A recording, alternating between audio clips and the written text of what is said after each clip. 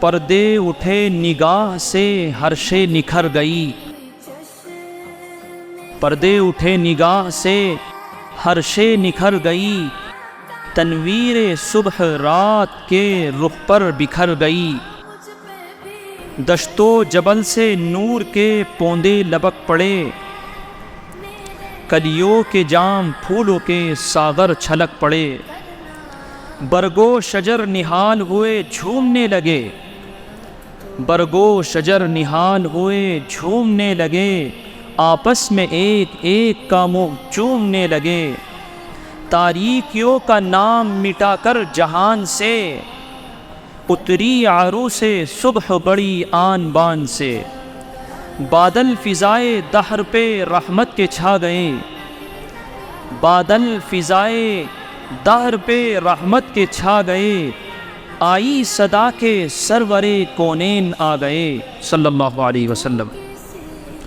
پر نور کعبہ اور بھی پر نور ہو گیا، پر نور کعبہ اور بھی پر نور ہو گیا، بطحا تمام جلوہ گہے طور ہو گیا،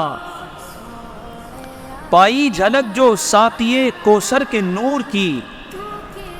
پائی جھلک جو ساقیے کوثر کے نور کی، زمزم سے موج اٹھی شراب طہور کی، اہل ستم کا رنگ اڑا زرد ہو گئے، اہل ستم کا رنگ اڑا زرد ہو گئے، آتش گدوں کی سانس رکی سرد ہو گئے، لات و حبل کا دور حکومت گزر گیا۔ لات اور حبل یہ دو بڑے بت تھے جن سے لوگ مدد مانگا کرتے تھے، ان کی حکومت سمجھی جاتی تھی، ان کو خدا مانا جاتا تھا، لیکن جناب محمد الرسول اللہ صلی اللہ علیہ وسلم جب تشریف لائے تو لات و حبل کا دور حکومت گزر گیا، انسانیت کا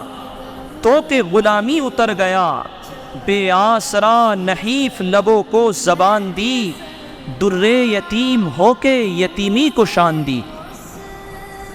بے آسرا نحیف لبوں کو زبان دی، در یتیم ہو کے یتیمی کو شان دی،